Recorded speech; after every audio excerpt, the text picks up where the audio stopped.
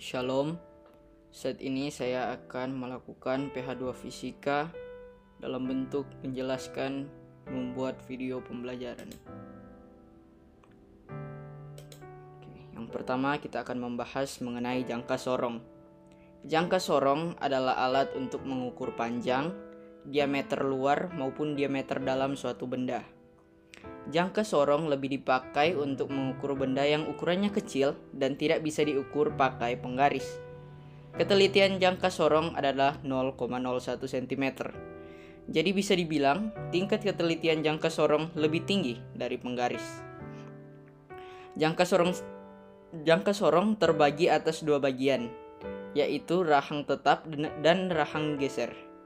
Jangka sorong memiliki dua skala, yaitu skala utama dan nonius. Selanjutnya adalah contoh dalam membaca dan menghitung pengukuran jangka sorong. Ini diberikan soal di sini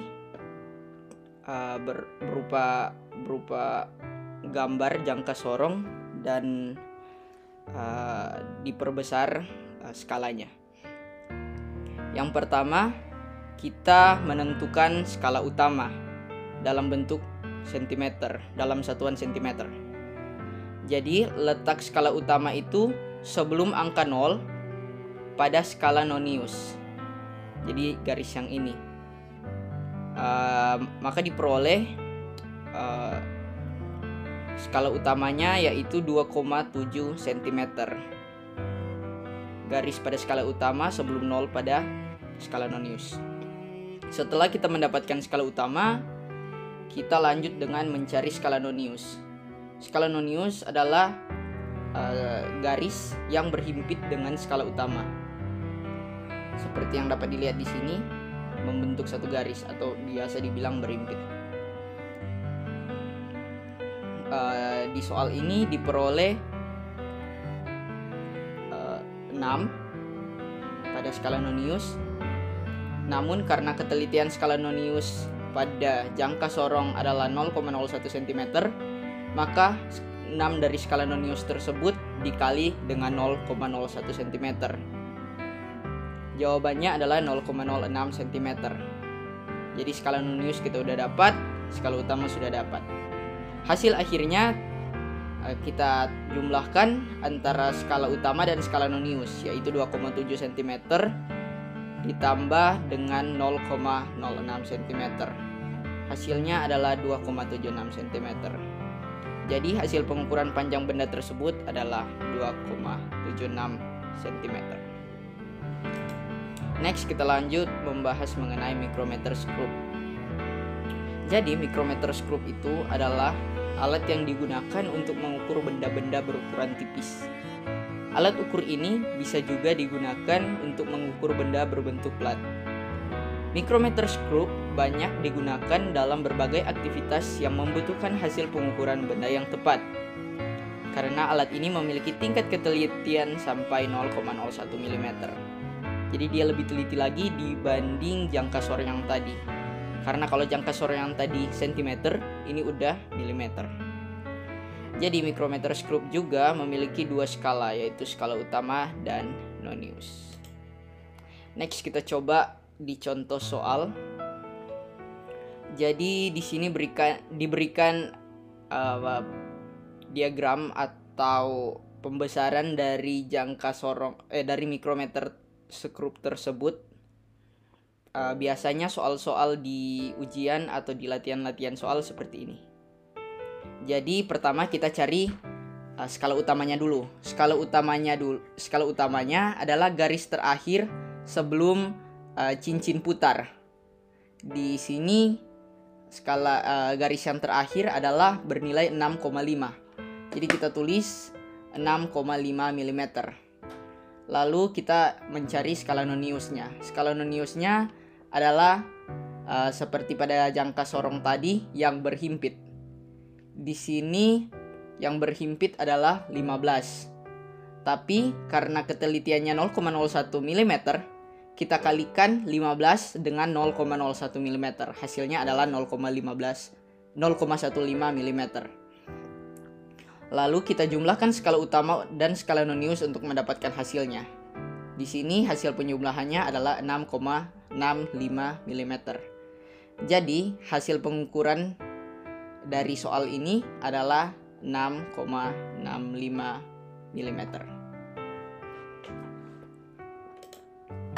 Next, kita membahas mengenai neraca Ohaus. Neraca Ohaus adalah alat yang digunakan untuk mengukur massa benda atau logam yang digunakan dalam praktik laboratorium. Kapasitas beban maksimal yang bisa ditimbang dengan menggunakan neraca ini adalah 311 gram. Dengan neraca ini, kita bisa menimbang benda yang berukuran hingga 1 mg.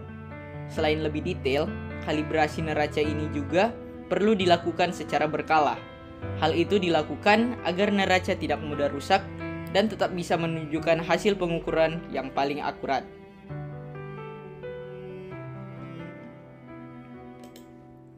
Neraca Ohaus ini memiliki beberapa bagian yang memiliki fungsi yang berbeda.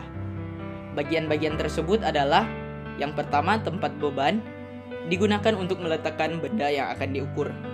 Yang kedua, ada tombol kalibrasi, yang berfungsi untuk mengalibrasi neraca sehingga neraca tidak digunakan untuk mengukur. Ketika neraca tidak digunakan untuk mengukur. Yang ketiga adalah lengan neraca. Lengan ini berfungsi untuk meletakkan anting atau pemberat pada neraca.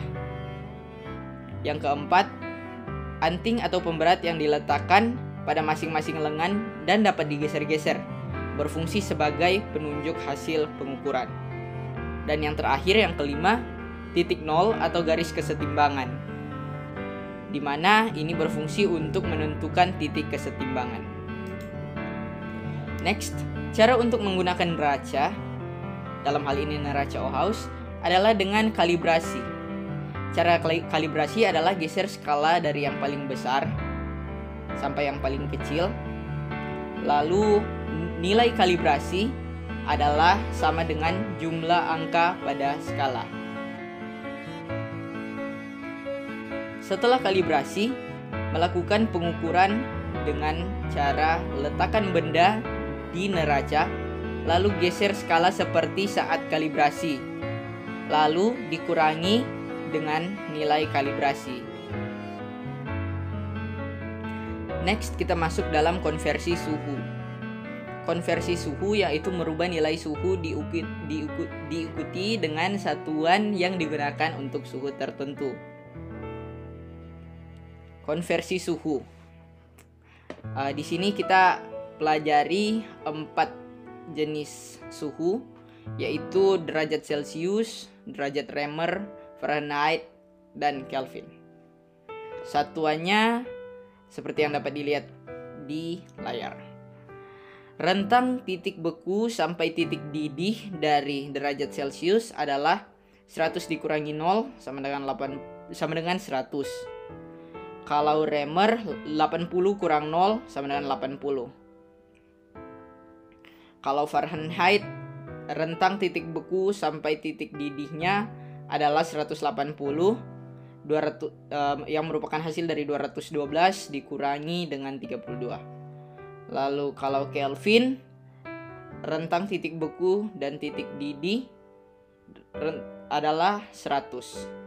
Didapat dari hasil pengurangan 373 dikurangi 273. Dari sini kita bisa mendapatkan perbandingan.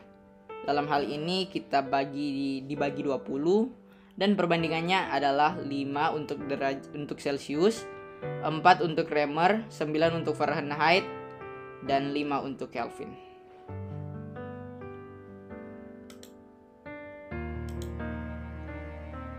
Ini adalah contoh soal konversi suhu.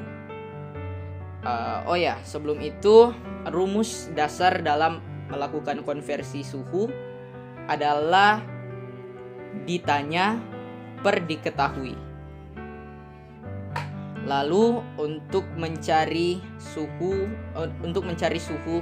untuk konversikan dari Celcius ke Kelvin, nilai Celcius ditambah dengan 273, atau kalau mau lebih detail 273,15.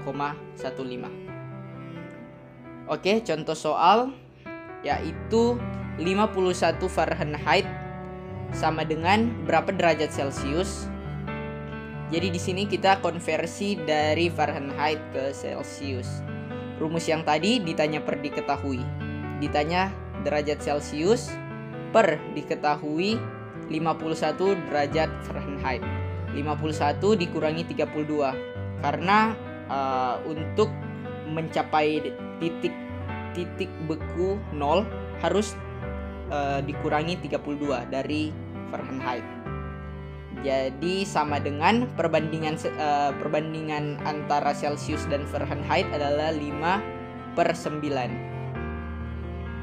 Lalu derajat Celcius per 19 sama dengan 5/9, di mana 19 didapat dari 51 kurang 32.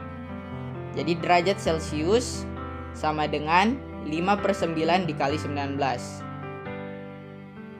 Derajat Celcius sama dengan 10,55.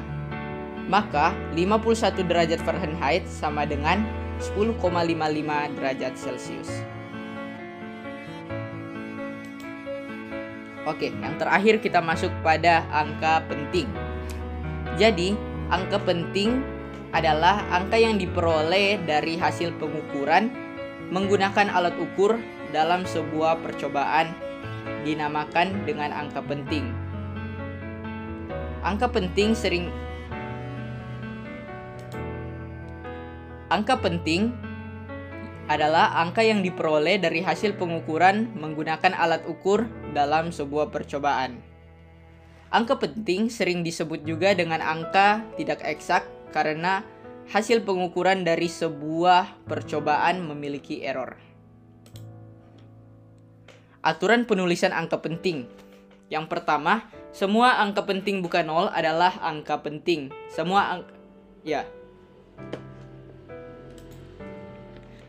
Aturan penulisan angka penting.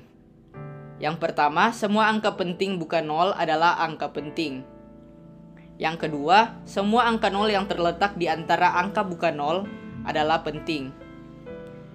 Yang ketiga, semua angka 0 di sebelah kanan tanda desimal, tetapi di sebelah angka bukan 0 adalah bukan angka penting. Yang keempat, semua angka 0 di sebelah kanan tanda desimal dan mengikuti angka bukan 0 adalah angka penting. Contoh. Di sini hasil dari penjumlahan 65,7 ditambah 12,21 adalah 77,91. Di sini kita mau membulatkan menjadi satu angka taksiran atau menjadi bilangan bulat. Kalau kita ingin merubah jadi satu angka taksiran, 1 dari 91 ini karena 1 itu di bawah 5, maka kita bulatkan ke bawah jadi menjadi 77,9. Jika kita ingin membulatkan lagi menjadi bilangan bulat, 9 kan lebih dari 5, maka kita bulatkan ke atas menjadi 78. Oke, sekian materi dari saya untuk PH2 Fisika dalam bentuk video. Terima kasih telah menyaksikan.